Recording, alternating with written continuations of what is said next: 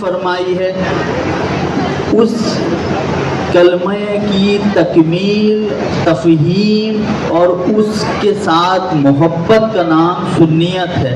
جس طرح حضور نے روزہ رکھنے، زکوٰۃ دینے، حج کرنے کے طریقے فرمائے ہیں، تو جو چیز حضور کو جتنی زیادہ محبوب ہے، ایک سنی کے لیے ضروری ہے کہ اس کو بھی وہ چیز اتنی ہی زیادہ عزیز ہو۔ ہم اتنے ہی بڑے سنی ہوتے ہیں، یعنی سنت پہ عمل کرنے والے ہوتے ہیں، جو حضور کی محبوب کردہ اداؤں کو، حضور کی محبوب کردہ اشخاص کو، حضور کے محبوب کردہ اعمال کو اتنا زیادہ پسند کرتا ہے۔ اس لیے صحیح بخاری کے مقدمے میں امام بخاری اسماعیل بن محمد بخاری نے لکھا ہے کہ وہ شخص صحیح الاعتقاد نہیں ہو سکتا، یعنی وہ سنی نہیں ہو سکتا جب تک وہ دنیا کی ہر ایک شے سے زیادہ حضور سرکار دو عالم صلی اللہ علیہ وسلم سے محبت نہ کرتا ہو۔ اور حضرت عمر سے حضور نے پوچھا، ہے عمر تمہیں مجھ سے کتنی محبت ہے؟ کہا کہ حضور اپنی جان، بیوی بچے اور مال کے بعد آپ سے سب سے زیادہ محبت کرتا ہوں۔ حضور نے فرمایا، ہے عمر رضی اللہ تعالیٰ عنہ، تمہارا ایمان مکمل نہیں ہے۔ پھر کچھ عرصے کے بعد آپ کی کیفیت اور آپ کی باطنی احوال کا مشاہدہ کیا اور پھر پوچھا کہ اے عمر اب تمہیں مجھ سے کتنی محبت ہے؟ تو حضرت عمر نے کہا رضی اللہ تعالیٰ نے فرمایا، عرض کیا رسول اللہ کی بارگاہ میں کہ مجھے دنیا کی ہر ایک شے سے زیادہ، بیوی بچوں اور جان مال سے زیادہ آپ سے محبت ہے۔ تو حضور نے فرمایا، اے عمر اب تمہارا ایمان مکمل ہے۔ تو سنیت یہ ہے کہ جو حضور کو محبوب ہو وہ ہمیں بھی محبوب ہو۔ اب حضور کی بارگاہ میں چلتے ہیں اور حضور سے پوچھتے ہیں کہ حضور آپ کو سب سے زیادہ محبوب کون ہے؟ تو حضور فرماتے ہیں کہ مجھے اپنے خاندان میں سب سے زیادہ محبوب امیر المومنین امام المسلمین حضرت امام حسن مجتبیٰ علیہ السلام مجھے سب سے زیادہ عزیز ہیں، اور مجھے سب سے زیادہ عزیز ہیں سید الشہداء امام المشارق والمغارب حضرت امام حسین بن علی علیہ السلام ورضی اللہ تعالیٰ عنہ۔ تو حسنین سے محبت کرنا سنیت کی علامت نہیں ہے، سنیت کی بنیاد ہے۔ سنی وہ ہے جو امام حسن امام حسین علیہ السلام سے محبت کرتا ہے اور دنیا کی ہر ایک شے سے زیادہ محبت کرتا ہے، کیونکہ اس میں حکم رسول شامل ہے۔ حکم رسول کیا ہے کہ حضور نے فرمایا کہ جو شخص بھی مجھ سے محبت کرتا ہے، جو شخص مدعی ہے کہ مجھ سے محبت کرتا ہے اور جو یہ چاہتا ہے کہ مجھ سے محبت کرے، اسے چاہیے کہ امام حسن اور امام حسین علیہ السلام سے محبت کرے۔ تو سنیت کی پہچان ہے حسنین کریمین سے محبت کرنا اور حسنین کریمین کے عشق میں مسرور اور مرغوب رہنا۔ اور اس کی ظاہری اور روایتی تکمیل کیسے ہوتی ہے، اس کی تکمیل کرنے کے لیے آپ اور ہم آج حاضر ہیں کہ آج یوم شہادت امام حسن مجتبیٰ علیہ السلام ہے۔ 2 اپریل کا دن تھا اور 670 عیسوی تھی مطابق 50 ہجری، اور 28 صفر کا دن تھا جب رات کے وقت امام حسن مجتبیٰ علیہ السلام کو زہر دیا گیا اور دوسرے دن آپ کی شہادت ہوئی۔ تو آج ذکر حسن کرنا اور غم حسن کرنا عین سنیت ہے، بلکہ عین مصطفیت ہے، عین اسلام ہے۔ ایمان کی تکمیل اسی پر ہوتی ہے کہ حضور کی مقبول چیزیں، آثار کو، حضور نے فرمایا کہ میرے شہر سے محبت کرو، حضور نے فرمایا کہ میری اداؤں سے محبت کرو۔ جو مسواک کرنے کو پسند کرتے ہیں، جو حضور کی طرح داڑھی رکھنے کو پسند کرتے ہیں، اس کو علامت کہتے ہیں۔ تو آثار اولاد سے بڑا نہیں ہوا کرتا، اگر آپ سے پوچھا جائے کہ آپ کا مکان ہے اور آپ کے کپڑے ہیں اور آپ کی اشیاء ہے، یہ آپ کو زیادہ عزیز ہے یا آپ کی اولاد زیادہ عزیز ہے، تو آپ کہیں گے کہ مکان تو میں پھر اور بنا سکتا ہوں، چیزیں میرے لیے اور دستیاب ہو سکتی ہیں، لیکن میرے لیے اشعد اور سب سے محب ترین اور سب سے زیادہ قریب ترین میری اولاد ہے، میرا خون ہے۔ تو ہم نے امت محمدیہ میں آثار سے محبت تو کی، لیکن اولاد کی محبت کا حق ادا نہیں کیا۔ کیوں نہیں کیا؟ اس کے پیچھے وہ سیاست تھی جس سیاست کی وجہ سے خود امام حسن مجتبیٰ صلاۃ والسلام کی شہادت ہوئی۔ جیسے ابھی امین میاں صاحب نے بتایا کہ آپ کی شہادت مدینہ منورہ میں ہوئی اور 50 ہجری میں ہوئی۔ روایتیں 49 ہجری کی بھی ہیں، 51 ہجری کی بھی ہیں، لیکن سب سے مستند روایت 50 اور 49 ہجری ہے، یعنی کربلا سے 10 سال پہلے 61 ہجری میں کربلا ہوتی ہے، اس سے 10 سال پہلے 47 سال کی عمر میں امام حسن مجتبیٰ علیہ السلام دنیا سے تشریف لے گئے۔ اللہ تبارک تعالیٰ نے امام حسن مجتبیٰ علیہ السلام کو وہ خصوصیت عطا فرمائی تھی جو روئے زمین میں کسی پیغمبر زادے کو اور کسی آدم کی اولاد کو وہ خصوصیت حاصل نہیں ہے جو امام حسن مجتبیٰ علیہ السلام کو حاصل ہے۔ سب سے پہلی خصوصیت جو ظاہری ہے وہ یہ ہے کہ وہ رویت رسول رکھتے تھے۔ جیسے بخاری کی روایت ہے، حضرت ابو بکر صدیق رضی اللہ تعالیٰ عنہ فرماتے ہیں، حسناً شبیہ النبی لیس شبیہ العلی، فرمایا مولا علی کی گود میں امام حسن علیہ السلام تھے، ابو بکر صدیق رضی اللہ عنہ تشریف لے جا رہے تھے، ان کا چہرہ دیکھ کے فرمایا کہ حسن تم نبی کے زیادہ مشابہ ہو اور علی کے مشابہ نہیں ہو۔ تو یہ بات حضرت مولا علی نے سنی تو آپ مسکرائے۔ تو ابو بکر صدیق رضی اللہ تعالیٰ عنہ آپ سے اظہار محبت کرتے تھے، اور یہ تمام صحابہ کا، جو لوگ صحابہ کی بات کرتے ہیں اور دفاع صحابہ کی بات کرتے ہیں، انہیں جاننا چاہیے کہ جو اصلی صحابی ہیں، جو صحابی ہیں، جنہوں نے اپنے جان مال قربان کیے، جنہوں نے اپنی زندگیاں حضور کے اوپر قربان کی، وہ امام حسن امام حسین علیہ السلام کو کس طرح دیکھتے تھے۔ ابو ہریرہ سے کسی نے پوچھا، بلکہ مروان نے پوچھا کہ میں دیکھتا ہوں کہ تم حسنین کریمین سے بڑی محبت کرتے ہو، تو اب یہ واقعہ میں سنا دیتا ہوں جس سے یہ واضح ہو کہ ابو ہریرہ جیسا جلیل القدر محدث، ابو ہریرہ جیسا جلیل القدر صحابی کیا فرماتا ہے امام حسن اور امام حسین علیہ السلام کے بارے میں۔ آپ قریب الوصال تھے، بستر پر تھے، مروان مدینے کا گورنر تھا، ان سے ملنے کے لیے آیا اور کہا کہ اے ابو ہریرہ تمہاری کیسی طبیعت ہے؟ تو انہوں نے اشارے سے کچھ باتیں فرمائیں، پھر اس نے تنزن کہا کہ ابو ہریرہ میں دیکھتا ہوں کہ تم علی کے بیٹوں سے بڑی محبت کرتے ہو، حسنین کریمین سے بڑی محبت کرتے ہو۔ تو ضعف اتنا تھا، کمزوری اتنی تھی کہ ابو ہریرہ اٹھ نہیں سکتے تھے، لیکن جب مروان کی بات سنی تو وہ جوش میں بستر پر اٹھ کے بیٹھ گئے اور کہا کہ تیری عقل پر اللہ تعالیٰ پتھر برسائے، میں کیوں نہ حسنین سے محبت کروں، کیونکہ میں نے دیکھا ہے کہ حضور سرکار دو عالم صلی اللہ علیہ وسلم سب سے زیادہ حسنین کریمین سے محبت کرتے تھے۔ کل کے بیان میں میں نے عرض کیا تھا کہ اجر رسالت کی طرف جب اللہ نے توجہ فرمائی تو قُلْ لَا أَسْأَلُكُمْ أَجْرًا إِلَّا مَوَدَّةً فِي الْقُرْبَى کی روح سے فرمایا کہ میں تبلیغ اسلام کے بدلے کوئی اجرت نہیں چاہتا سوائے اس کے کہ میرے اہل بیت سے محبت کرو۔ تو ان کی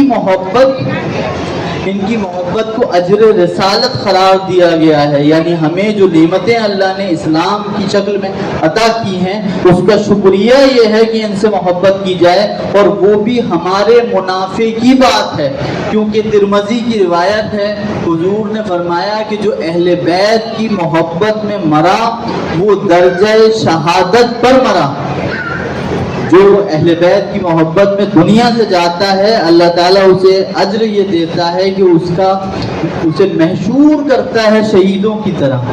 اب امیر خسرو رحمۃ اللہ علیہ کا ایک شعر ہے، گفتم طریق عاشقی گفتہ وفاداری بود، گفتم طریق عاشقی، میں نے پوچھا کہ طریقہ عاشقی کیا ہے، تو محبوب نے کہا کہ گفتہ وفاداری بود، کہ محبت کا تقاضا یہ ہے کہ محبوب کے ساتھ وفادار رہا جائے۔ اب وفاداری کا تقاضا یہ ہے کہ جو محبوب کو محبوب ہو وہ ہمیں محبوب ہو، اور جو محبوب کو پسند نہ ہو وہ ہمیں بھی پسند نہ ہو۔ آج فضائل آپ نے سنے ہیں، مقدام بن مہدی غرب کی ایک روایت اور نقل کر دیتا ہوں، وہ حدیث شریف ہے، تمام حضرات نے آج کل آپ نے ویڈیوز میں دیکھے ہوں گے، تقریر میں سنے ہوں گے۔ ایک روایت ہے جو کم بیان ہوتی ہے وہ بیان کر دوں، پھر آج اصلی ایک موضوع پہ بات کروں گا جس سے امام حسن علیہ السلام کی شہادت کی عظمت اور آپ کے صلح کے مقام کے بارے میں کچھ نکات عرض کروں گا۔ مقدام بن مہدی کرب فرماتے ہیں کہ حضور کو میں نے دیکھا کہ حضور نے گود میں امام حسن علیہ السلام کو لیا ہوا ہے اور فرما رہے ہیں کہ حسن مجھ سے ہیں اور حسین علی سے ہیں۔ یہ وہ فضیلت، ویسے تمام فضیلتیں میں حسنین کریمین برابر ہیں اور انفرادیت کے لحاظ سے کہیں کہیں لفظوں میں فرق ہے، لیکن تمام فضیلتوں میں حسنین کریمین برابر ہیں، حسن حسین برابر ہیں، ان میں فرق نہیں۔ یہ بات بارہا میرے نبی نے فرمائی اور ان کی دونوں کی عظمت برابر ہے، اور وہ دونوں جنت کے پھول ہیں اور وہ جنت کے نوجوانوں کے سردار ہیں۔ ان کی عظمت حضور سرکار دو عالم کے دو آنکھوں کی طرح ہیں، اور حضور سرکار دو عالم کی مرضی کے اور آپ کی رضا حاصل کرنے کا ذریعہ ہیں۔ تو لیکن اس روایت میں فرمایا کہ حسن مجھ سے ہیں، اور حسن مجھ سے ہیں کی علامت یہ نہیں کہ حسین مجھ سے نہیں ہیں، بلکہ یہاں شباہت مراد تھی کہ امام حسین علیہ السلام کی شباہت میری شباہت سے متصل ہے۔ ہم جانتے ہیں کہ ابھی جیسے ذکر ہوا کہ 50 ہجری میں امام حسن مصطفیٰ علیہ السلام کا کی شہادت ہوتی ہے، زہر سے شہادت ہوتی ہے۔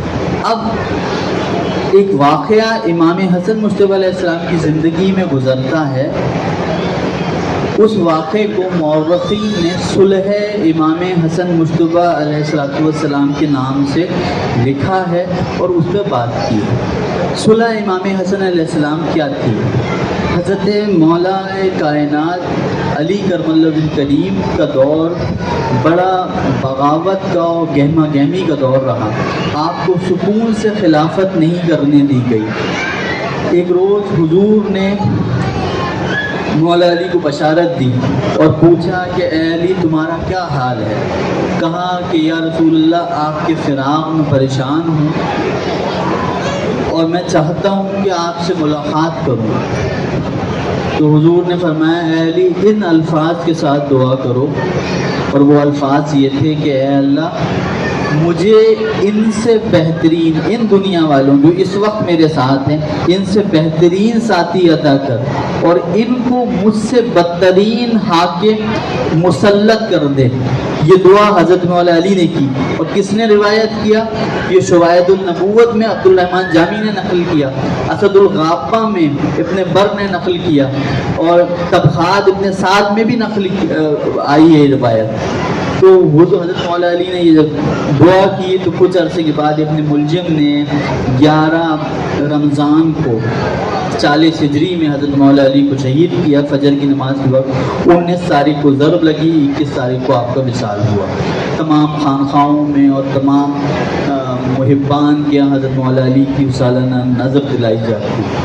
تو جب مسلمانوں نے دیکھا کہ خلفائے راشد چوتھے خلیفہ راشد شہید ہو گئے، تو تمام صحابہ کرام نے، عراقیوں نے نہیں، کوفیوں نے نہیں، بلکہ بدر کے، احد کے جلیل القدر صحابیوں نے، ان صحابیوں نے جنہوں نے ابو بکر صدیق رضی اللہ تعالیٰ عنہ کی بیعت کی تھی، ان صحابیوں نے جنہوں نے عمر فاروق رضی اللہ تعالیٰ عنہ کی بیعت کی تھی، ان صحابیوں نے جنہوں نے عثمان بن عفان، عثمان غنی کی بیعت کی تھی رضی اللہ تعالیٰ عنہ، اور ان صحابیوں نے جنہوں نے امیر المومنین المتقین، امام المتقین مولا علی کی بیعت کی تھی، انہوں نے امام حسن مجتبیٰ علیہ السلام کو متفقہ طور پر 5واں خلیفہ راشد بنایا۔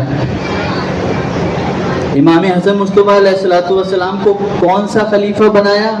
کون سے خلیفہ راشد تھے؟ 5ویں خلیفہ راشد تھے۔ جو نوجوان ہیں، میری عمر کے ہیں، چھوٹے ہیں، وہ یہ بات رکھیں کہ اسلامک کوئز میں اگر آپ کو سوال آئے کہ کتنے خلیفہ راشد ہیں تو آپ کہیے کہ 5 خلیفہ راشد ہیں۔ اور کس نے بنایا تھا؟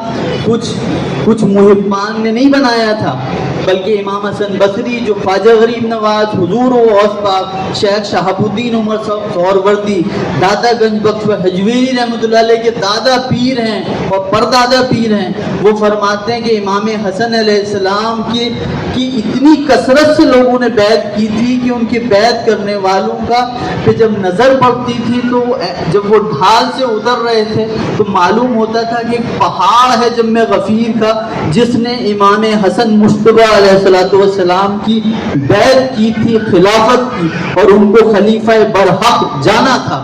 لیکن ایک باقی تھے جو شام میں مولا علی سے بغاوت کرتے رہے تھے، وہ اپنی فوج لے کر آ گئے اور امام حسن علیہ السلام، بلکہ امام حسن علیہ السلام کی محض بیعت نہیں، بلکہ جیسے آج کے دور میں آپ کہتے ہیں نا کہ اگر کوئی چناؤ میں بے ایمانی کر لے تو کہتے ہیں کہ اس نے ایمانداری سے جو ووٹنگ ہوئی تھی لوکتانترک طریقے سے، ڈیموکریٹیکل طریقے سے، اس چناؤ کو چرا لیا ہے۔ تو امام حسن علیہ السلام کی بیعت کے ساتھ گبن کیا گیا اور ان کے لشکریوں میں بھگدڑ مچائی گئی اور امام حسن مجتبیٰ علیہ السلام کو اکیلا چھوڑ دیا گیا، اور چند تنہا لوگ تھے ہاشمیوں کے جو خاندان کے فرد تھے، اور چند ابو سعید اور ابو عبادہ اور چند صحابی تھے جن کو چھوڑ کر تمام لوگوں میں افراتفری پیدا کرا دی گئی، اور امام حسن مجتبیٰ علیہ السلام کی اس ورڈکٹ کو اور اس لوکتانترک چناؤ کو، ہندی میں اگر میں کہوں اس الیکشن کو خراب کر دیا گیا۔ اب یہ واقعہ کیوں اتنا اہم ہے اور میں کیوں اس کا بیان کر رہا ہوں؟ آپ کسی مسجد کے مولانا سے یہ بات نہیں سنیں گے، اور کوئی مسجد کا مولانا یہ بات نہیں کرتا، کیونکہ اس بے ایمانی سے جو امام حسن مجتبیٰ علیہ السلام کے ساتھ غداری ہوئی، اسی سے شیرازہ خلافہ راشد کا جو وہ منہاج النبوت جو خلافت چل رہی تھی وہ شیرازہ ہو جاتا ہے شہنشاہیت کی طرف، ملوکیت کی طرف، امیریت اور شہنشاہیت کی طرف، جبر و اتصال کی طرف، بے ایمانی کی طرف، عدل کے خلاف، انسانیت کے خلاف، حضور کے اقدار مصطفی کے خلاف، اس منہاج النبوت میں جس میں حضور نے آخری خطبے میں فرمایا تھا کہ کسی عربی کو عجمی پر، کسی گورے کو کالے پر، کسی امیر کو غریب پر کوئی فوقیت حاصل نہیں ہے۔ بنی امیہ کے اوباش لوگوں نے حضور کے اس نظام مصطفیٰ کو تاراج کر کے رکھ دیا، اس کو مندہم کر دیا، لیکن وہ کس کے زمانے میں کیا؟ وہ وہی امام حسن مجتبیٰ علیہ السلام جن کے ذکر کے لیے ہم حاضر ہیں اور جن کی وجہ سے ہم یہاں حاضر ہوئے ہیں، ان کی شہادت کی وجہ بھی وہ بنی۔ تو جب منکرین ہو گئے اور سازش کا شکار ہو گئے، ایک بات اور عرض کر چلوں، ہمارے بڑے بڑے فقہا، میں یہاں کی بات نہیں کر رہا ہوں، آگرہ یا آس پاس کے یا ہندوستان کے، دنیا بھر کے بڑے بڑے علماء اور ہمارے پڑوسی ملک کے بھی بہت سارے لوگ یہ بات کرتے ہیں کہ وہ سیاست کی تدبیر تھی۔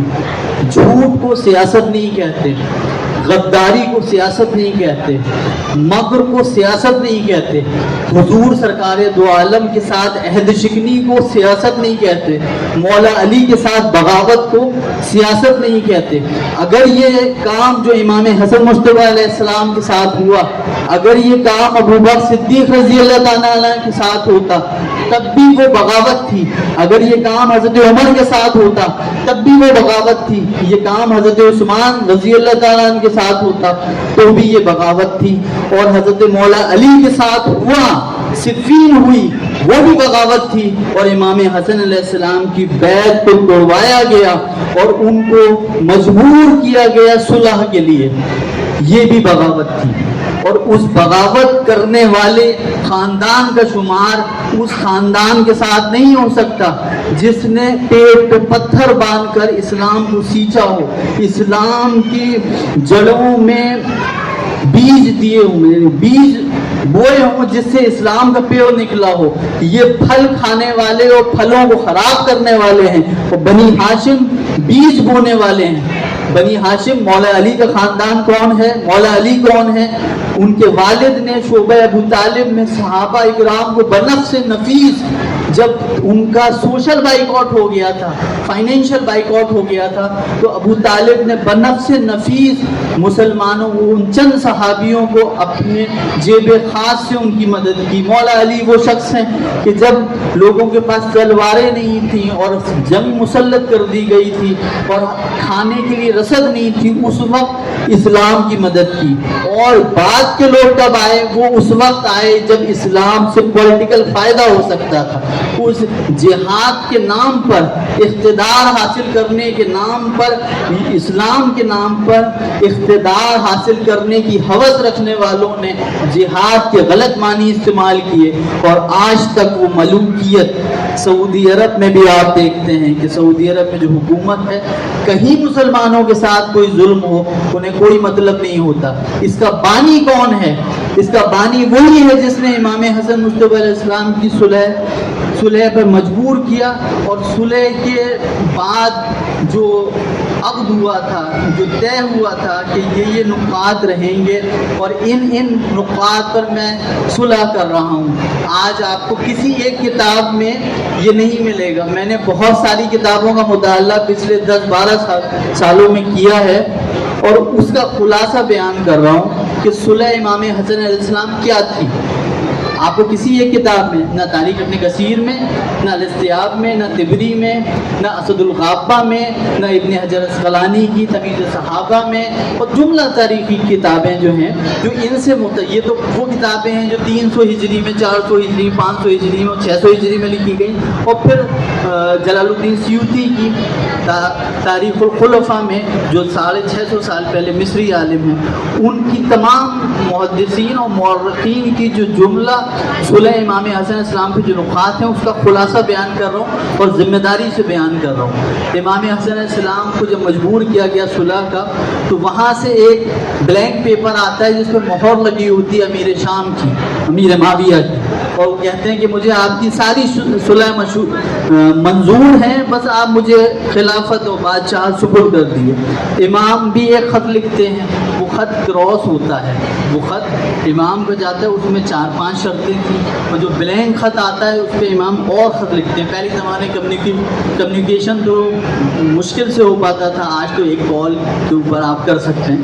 تو وہ 2 شرطیں مشہور ہوئیں، لیکن اس میں صرف ان شرطوں کی بات کر رہا ہوں جس کو منظور کر لیا گیا تھا، جس پر اختلاف ہوا، ان شرطوں کی بات نہیں کر رہا ہوں، ان شرطوں کی بات کر رہا ہوں جو منظور کر لی گئی تھی۔ وہ شرطیں کیا تھیں کہ میں اپنا حق خلافت تو میں دے رہا ہوں، لیکن اس پابندیوں کے ساتھ، اور وہ پابندیاں کیا ہیں کہ تم خلافت کرو گے، بادشاہت کرو گے، لیکن کتاب اللہ اور سنت رسول کے مطابق کرو گے، ایک شرط۔ دوسری شرط کہ خلفائے راشدین کا جو نہج ہے، جو طریقہ کار رہا ہے، حضرت ابوبکر صدیق رضی اللہ عنہ سے لے کر حضرت مولا علی تک، اس کا خیال رکھو گے، اس نظام کے علاوہ کوئی نیا نظام نہیں پیدا کرو گے، یہ تیسری شرط تھی۔ چوتھی شرط یہ تھی کہ میرے والد و والدہ پر مسجد سے جو سب کیے جاتے ہیں، جو ان کو برا کہا جاتا ہے، جو ان کے لیے لعن طعن کیا جاتا ہے، وہ بند کیا جائے گا۔ اور یہ فرمایا کہ فرمایا کہ جو بینک ہے مسلمانوں کو، مال غنیمت کا خراج جہاں پہ اکٹھا ہوتا ہے، وہ اس میں لوگوں کی امانتیں ہیں، وہ مجھے سپرد کرو گے۔ اس وقت دارالخلفاء کوفہ میں 6 لاکھ کے قریب 6 لاکھ بلکہ 6 ملین یعنی 60 لاکھ کے قریب درہم موجود تھے۔ فرمایا وہ مجھے سپرد کرو گے، وہ میں تقسیم کروں گا۔ اور پھر پھر فرمایا کہ جو میرے والد کے متبعین ہیں، جو والد سے محبت کرنے والے ہیں، حضرت مولا علی کے چاہنے والے، ان لوگوں کے اوپر کوئی ظلم نہیں ہوگا۔ یہ چھٹی شرط تھی۔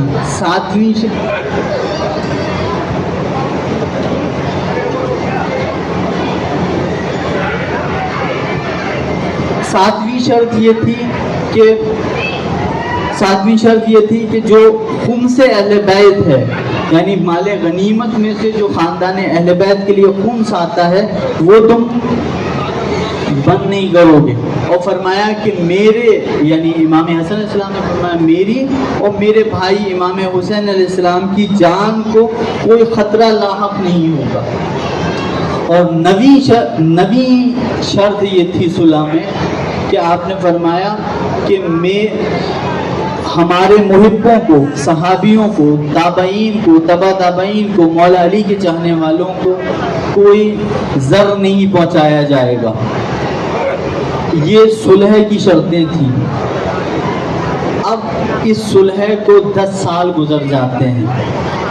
لوگ بار بار ان سے مطالبہ کرتے ہیں کہ آپ کو جو خلافت ملی ہے، آپ کو جو بادشاہت ملی ہے، اس میں امام حسن مصطفیٰ علیہ السلام کی شرطیں یہ ہیں، آپ نے ان شرطوں کو آپ مان نہیں رہے ہیں۔ تو انہوں نے کہا کہ وہ شرطیں تو محض حصول خلافت کے لیے تھی، میں اس کی اہمیت کو نہیں سمجھتا ہوں۔ لیکن اس کی اہمیت کیا تھی کہ امام محمد باقر علیہ السلام فرماتے ہیں کہ جن چیزوں پر سورج طلوع ہوتا ہے، جن چیزوں پر بھی سورج طلوع ہوتا ہے، ان تمام اصولوں میں سب سے بہتر اصول و قواعد وہ تھے جو ہمارے تایا امام حسن مصطفیٰ علیہ السلام نے صلح میں لکھے تھے۔ اور اس صلح سے ہوتا کیا کہ وہ منہاج النبوہ جو اصول و طریقے تھے، قوانین تھے، وہ ملوکیت کی طرف نہیں جاتے۔ لیکن اس شرط، اور ایک شرط جو بیان کرنے سے میں رہ گیا، وہ ایک شرط بہت اہم تھی۔ فرمایا کہ یہ خلافت بعد تمہارے مرنے کے مسلمانوں کی شورا اور میرے، یا میں اگر میں نہ رہوں تو میرے بھائی حسین کی طرف پلٹا دی جائے گی۔ یہ تمام شرطیں نہیں مانی گئیں۔ اور پھر امام حسن مصطفیٰ علیہ السلام کو زہر دیا گیا 50 ہجری میں۔ اب صلح امام حسن علیہ السلام کا یہ ذکر میں نے کیوں کیا؟ یہ ذکر میں نے اس لیے کیا کہ جب آپ کو کربلا سمجھنی ہے، کربلا کا پس منظر سمجھنا ہے، تو کربلا نہیں ہوتی اگر صلح امام حسین علیہ السلام پر عمل ہو جاتا۔ کربلا نہیں ہوتی کیونکہ امام نے فرمایا تھا اپنا ولی عہد نہیں مقرر کرو گے، تم اپنا جانشین نہیں بناؤ گے، تم یہ جو خلافت ہے اسے میرے یا میرے بھائی حسین کی طرف لوٹا دو گے۔ لیکن یہ شرط بھی نہیں مانی گئی۔ تو کربلا کرنے والوں کو، امام حسین علیہ السلام کے قاتلوں کو برا سمجھنے والے جو کہ بالحال بہر صورت برے ہیں، وہ اگر صلح امام حسن علیہ السلام سمجھیں گے تو انہیں پتہ چلے گا کہ کربلا کیوں ہوئی ہے۔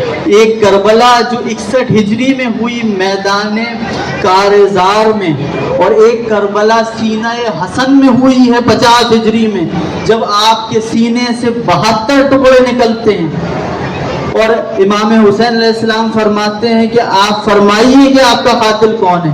آپ نے فرمایا کہ اگر میں اس کا نام لینا حکمت سے خالی نہ ہوگا، اگر وہی قاتل ہے تو اللہ بہترین بدلہ لینے والا ہے۔ اور صحابہ فرماتے ہیں، ابو ہریرہ فرماتے ہیں کہ جنت البقیع میں اتنی بھیڑ تھی کہ اگر کوئی سوئی پھینکے تو سوئی بھی کسی نہ کسی کے سر پہ جا کے گرے، اتنا جم غفیر تھا۔ ابو ہریرہ سر پہ خاک ڈالتے اور فرماتے کہ ہمیں ایک غم تو رسول اللہ کی وفات کا اور آپ کے پردہ فرمانے کا پہنچا تھا، اور یہ دوسرا غم عظیم ہے جو حسن کی شہادت سے ہمیں پہنچا ہے۔ اور اتنا آہو بکا مدینے میں کبھی نہیں ہوا جو 28 صفر کو 50 ہجری میں ہوا۔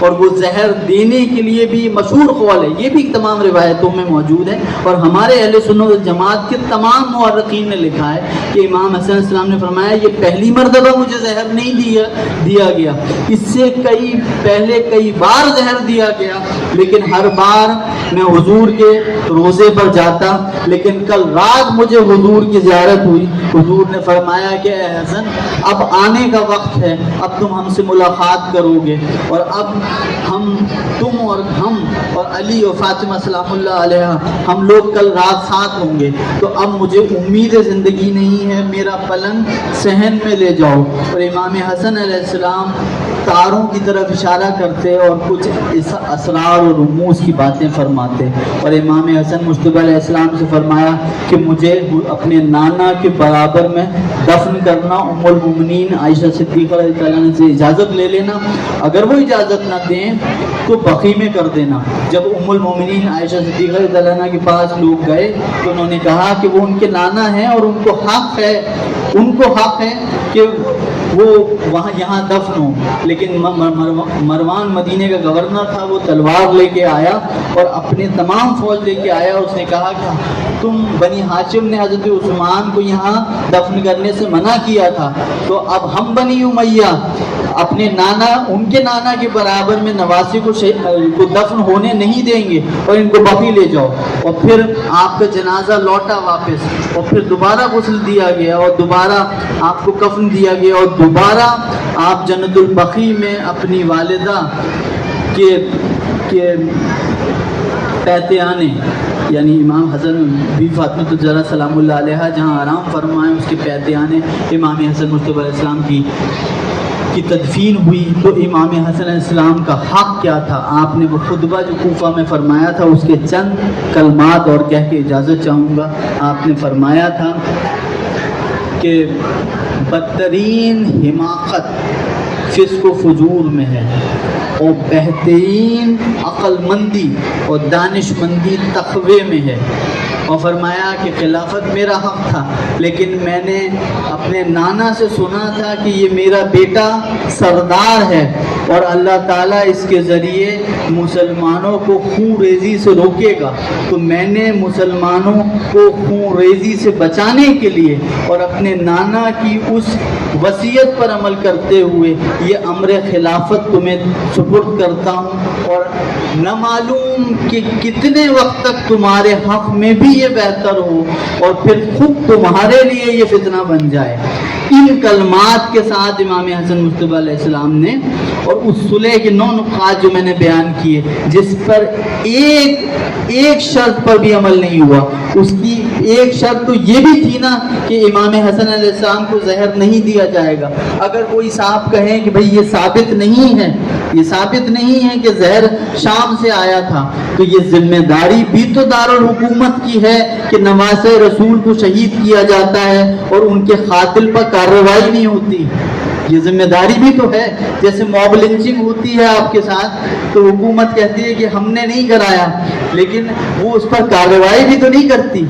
اس کا مطلب یہ ہے کہ ان کو مورل سپورٹ، سائیکولوجیکل سپورٹ حاصل ہے، اور یہ اس کی پوری امیر خسرو رحمۃ اللہ علیہ نے اپنی کتاب میں، حسن نظامی صاحب نے اپنی کتاب میں، اور پرانے بھی بہت سارے مورخین نے اس پہ بھی وضاحت سے لکھا۔ وہ اختلافی مسئلہ ہے، اس لیے میں نہیں کہوں گا، لیکن جیسے اللہ اور شیطان کے اختلاف کو ہم اختلاف نہیں کہتے، ہم کہتے ہیں کہ اللہ اور شیطان کا جھگڑا ہے، نہیں کہتے، ہم کہتے ہیں کہ شیطان گمراہ ہے، ہم کہتے ہیں شیطان گمراہ ہے، اللہ حق پر ہے۔ ہم کہتے ہیں کہ ابو جہل ابو لہب کا اور رسول اللہ کا جھگڑا ہے، نہیں کہتے۔ ہم کہتے ہیں کہ فرعون موسیٰ کا جھگڑا ہے، نہیں کہتے، کیونکہ ہم جانتے ہیں کہ موسیٰ حق پہ ہیں۔ تو جب آپ یہ جانتے ہیں کہ علی حق پہ ہیں، اور حضور نے فرمایا علی الحق کو وحق المعالی، اور فرمایا کہ حسن مجھ سے ہیں اور حسنین مجھ سے ہیں اور میں حسن سے ہوں، تو جب آپ یہ جانتے ہیں کہ حسن حق پر ہیں، تو حسن کو تکلیف پہنچانے والا حق پہ کیسے ہو سکتا ہے؟ ہم جن بزرگوں کے ماننے والے ہیں، ہم جن کی اولاد ہیں، ہماری رگوں میں جن کا خون ہے، وہ علی ابن ابی طالب ہیں۔ ہم جن کے ساتھ محشور ہوں گے وہ علی ابن ابی طالب ہیں، ہمارے پیر علی ابن ابی طالب ہیں، ہمارے دادا امام حسن علیہ السلام ہیں، ہمارے دادا امام حسین علیہ السلام ہیں۔ کوئی اپنے باپ اور اپنے پیر کے مخالف کو اپنے مسلک کی بنیاد نہیں بناتا۔ آپ مفتی اور قاری بن کر 8 साल 5 साल मदरसे में पढ़कर दीन मुस्तफ़ा को बदल नहीं सकते। दीन मुस्तफ़ा हुसैन के नाना का था, दीन मुस्तफ़ा दीन इस्लाम हसन के नाना का था, और इमाम हसन अलैहिस्सलाम से ज़्यादा कोई फ़कीह नहीं है। ना उनके साथ किसी की मुमासलत है, ना उनका मुखालिफ हक पे हो सकता है। इश्क मकतूल से, खातिल से याराना भी, ये बता किससे मोहब्बत की जज़ा मांगेगा। ऐसा नहीं हो सकता कि अल्लाह भी हक पर हो और शैतान भी हक पर हो। ऐसा नहीं हो सकता कि अबू जहल भी हक पर हो।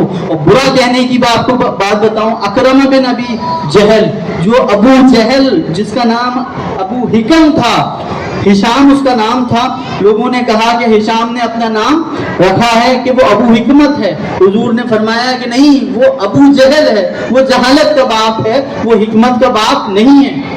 उनके बेटे अकरमा मुसलमान हो गए और सहाबा उन्हें चिढ़ाते थे कि ये अबू जहल का बेटा है, अबू जहल का बेटा है, उन्हें बुरा लगता था। अल इस्तियाब में अपने पर्म ने ये नकल किया है, हवाला दे रहा हूँ। तो उन्होंने हुजूर से आके शिकायत की कि हुजूर, मैं तो अब मुसलमान हो गया हूँ, लोग मेरी बाप की निस्बत से मुझे परेशान करते हैं। तो हुजूर ने अबू जहल के लिए फरमाया कि अबू जहल को बुरा ना कहो, क्योंकि अकरमा को बुरा लगता है, वो तो मुसलमान हो गया है, वो तो ईमान ले आया है, इसलिए अकरमा को तकलीफ ना हो, इसलिए अबू जहल को बुरा ना कहो। अबू जहल कौन है? जो इस हालत से दुनिया में गया, इस हालत से मरा कि उसने कहा था कि मेरी वसीयत याद रखना कि जब मुझे मेरे सिर को ले जाओ तो सबसे ऊंचे नेज़े पे ले जाना और ये ऐलान करना कि मैं मोहम्मद मुस्तफ़ा सल्लल्लाहु अलैहि वसल्लम, उसने नाम मोहम्मद लिया, कि उनके दीन पर नहीं जा रहा हूँ, मैं अपने बुत परस्ती के दीन पे जा रहा हूँ। जो ये ऐलान करते हुए मरा, उसके लिए भी हुजूर ने फरमाया कि उनका बेटा मुसलमान हो गया, इसलिए बुरा ना कहो। इसलिए हम कफ़े लिसान को मानते हैं। लेकिन अल्हम्दुलिल्लाह सुन्नियत का मतलब ये है कि सुन्नी आशिक़ हुसैन होता है, सुन्नी आशिक़ हसन होता है, सुन्नी मुरीद अली होता है। हमारे पीर बज़रिए क़ादरी होने के, बतरीक़े चिश्ती होने के, बतरीक़े सोहरवर्दी और नक्शबंदी और रिफाई और तैफूरी होने के और जुमला तरीक़त के होने के, हम मौला अली के मुरीद हैं और हमारे शाख आज़म मौला अली है। अल्लाह ताला हमारा हश्र इमाम हसन अलैहिस्सलाम, इमाम हुसैन अलैहिस्सलाम और मौला अली के साथ करे। और सुन्नियत, एक मैंने अर्ज़ किया कि सुन्नियत पहचान है इश्क़ मुस्तफ़ा की, जो हुजूर को पसंद हो वो हमें पसंद हो, जो हुजूर को ना पसंद हो वो हमें ना पसंद हो, ये पहचान है। और दूसरी एक चीज़ और अर्ज़ करता चलूँ कि मसलक कभी मजहब से बड़ा नहीं होता। अगर आपको ये फिक्र है कि मैं मुसलमान रहूं ना रहूं, लेकिन इस मसलक का रहूं, तो ये डरने की बात है, शर्म करने की बात है कि हमें डरना चाहिए कि हम मुसलमान रहें। किसी आलिम या फाजिल को खुद को साबित करने की फिक्र नहीं होनी चाहिए। अल्लाह, उसके रसूल और अपने शायख, अपने सिलसिले की मशायख को राज़ी करने। हमारी दुआ है कि अमीर अब्दुल्लाह खुद्दसरुल अज़ीज़ के आस्थाने पर हम हाजिर हैं, इनसे हमारी अकीदत, ख्वाजगान ख्वाजा मुइनुद्दीन चिश्ती से हमारी अकीदत, हुजूर खुद रब्बानी गौसे समदानी, हुजूर अबू मोहम्मद अब्दुल क़ादिर जीलानी क़द्दसरुल अज़ीज़ हमारी मोहब्बतों को कबूल करें। ये हमारी बुनियाद है। हम सुन्नी हैं गौसे आज़म की वजह से, हम सुन्नी हैं ख्वाजा गरीब नवाज की वजह से, हम सुन्नी हैं अबुल अहरारी नक्शबंदी खुद्दसरुल अज़ीज़ की वजह से, ख्वाजा निज़ामुद्दीन औलिया बदायूनी चिश्ती की वजह से। तो इमाम हसन अलैहिस्सलाम का आज दिन है, आप लोग भी अपने घर पे आपकी फातह दिलाएं, आपको याद करें और अपनी रूहानियत को तखलिए में, अकेले में उनकी ज़ात से वाबस्ता करें, उनसे मोहब्बत करें। ये महशर में काम आने वाली मोहब्बत है, ये वो मोहब्बत है जिसके बिना आपकी नमाज़ें कबूल नहीं होंगी, ये मोहब्बत है जिसके بنا آپ کے اعمال قبول نہیں ہوں گے۔ یہ وہ محبت ہے جس کے لیے حضور سوال کریں گے۔ کوئی پوچھے کہ کیسے، تو میں بتاتا ہوں کیسے، کہ حضور نے فرمایا کہ جو بغض اہل بیت لے کر حوض کوثر پر میرے پاس آئے گا اسے ایسے حقار دیا جائے گا جیسے جانور کو پانی پینے کی جگہ سے حقار دیا جاتا ہے۔ تو ان کی محبت ایمان کی بنیاد ہے، ایمان کی علامت ہے۔ وآخر دعوانا وَالْحَمْدُ لِلَّهِ رَبِّ الْعَالَمِينَ۔